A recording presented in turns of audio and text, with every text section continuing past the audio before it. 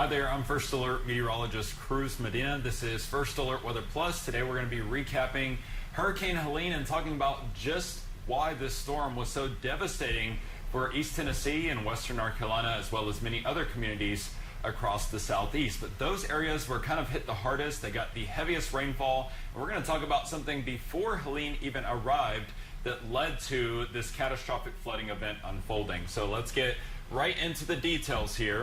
So before Helene's arrival, we actually had a stalled front over those mountainous areas. Okay, so for rain to be generated, you need rising air. Right along a boundary like a front, you have constant rising air, and if it's stalled out, that means it's sitting in one spot. So if you continue to get that upward movement, you're going to continue to get clouds and rain generated, and that's exactly what these communities were dealing with, you know, before Helene ever even moved into the area. So we're talking 7 to 11 inches of rain that fell in the span, 2 to 3 days before Helene even arrived. So the ground would have been very, very saturated at that point. And at that point, there already was at least minor flooding, even some instances of flash flooding occurring. Now, once Helene moved in, this storm moved right over the mountains, okay? So with Helene already bringing tropical moisture, the remnants of that system, it was actually a tropical storm when it moved into the mountains, that also is forced up and over the mountains. So we're going to talk about why is that significant as well, and then I'll revisit what I have here on the screen. So when the system was forced up and over the mountains, this is what we call orographic lift. Okay, so all of that moisture is pushed up and over the mountains. So as that air goes up, it cools and condenses, and it generates more rainfall and more clouds. So that's exactly what we're seeing here. But at this rate, this is a fast-moving system. All of that moisture that was locked up in the clouds is getting wringed out very quickly. So on top of already having 7 to 11 inches of rain in many areas, you get extra tropical rain from this orographic lift being squeezed out of Helene, and you get devastating amounts of rainfall. So that 7 to 11 inches that I'm talking about, some areas actually got that again on top of what they already had. So 11 inches and then another 11 inches in a short time span. That's definitely going to have some hard impacts on communities that were impacted. So back to this, the predecessor rain event is what they're called. This is actually a phenomenon, okay? It's not a made-up thing. This has been documented with many tropical cyclones, since the 90s. And this is well east of the Rockies where this occurs. It doesn't occur at the coast, but inland. So usually about 600 miles poleward of the coast. That's where these can form, okay? So we had that stalled front. That was the starting point for this predecessor rain event. Essentially up to 36 hours ahead of the tropical system's arrival. In this case, this tropical system would have been Helene. You can get that rain. Obviously, that rain alone, 7 to 11 inches, which was the case this time, but in previous cases, we've had even higher amounts than that.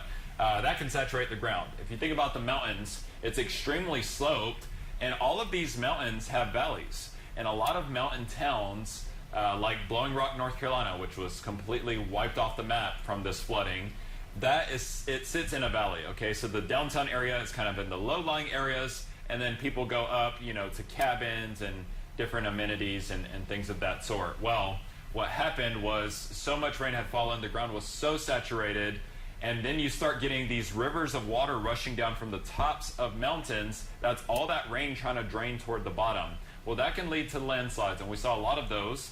A landslide was partly possible for the collapse of I-40 near the North Carolina-Tennessee line, which is going to be shut down for months. But essentially, those landslides are the precursor of water channeling basically in river fashion. So the landslide can dig out a hole, that water starts to all group into that hole, and once it makes it to the bottom, you've got a lot of debris flow coming out of that. So the heavy rain's draining from the top of the mountain, you've got mud at this point, so it's almost like a mud flow pushing everything downstream, and this was picking up everything in its path. Homes, businesses, cars, power lines, people, animals, all of the worst things that could have happened absolutely came together in this case with Helene. So these predecessor rain events are very scary. This is really what started this catastrophic flooding. And I mean, this is some of the worst flooding we've ever seen. People are comparing this to modern day Katrina. It's really hard to compare two different systems, but I will say for the mountains, this is probably the worst flood in recorded history. It's widespread. So many towns are impacted, and then you've got areas like East Tennessee that are also very mountainous. There's people stranded, there's people unaccounted for. It's really a sad story. Let's take a look at some of the rainfall totals from this system. Okay, so this is from the National Weather Service. This is their 7-day rainfall totals, and you can see the legend there on the left. We had anywhere from 6 to even over 10 inches of rain in far east Tennessee, so right where the mouse is at here. Look at western North Carolina. You start to get into that purple and white shade. That's 15 to 20 or even more inches of rain. There were parts of North Carolina that got so much rainfall. I mean, literally 30 inches of rain have been reported in some spots. So that is catastrophic to even think about. Busick, North Carolina, received 31 inches of rain in a 3-day period. You also had Spruce Pine recorded over 24 inches of rain, and of course similar amounts in parts of East Tennessee and some of those higher elevations. So this is truly a generational event. It's going to take a long time for these communities to rebuild and get back to what they once knew. That might even take years, but it's really sad, and there are obviously multiple recovery efforts underway. Most of these mountain towns are only accessible right now via air. So we've also got lots of helicopters and choppers in the air trying to deliver aid to the people that were impacted by this terrible, terrible tragedy. So that's going to do it for this edition of First Alert Weather Plus. As always, if you have any topics you're curious to hear more about, anything weather, environmental, or science related, feel free to send that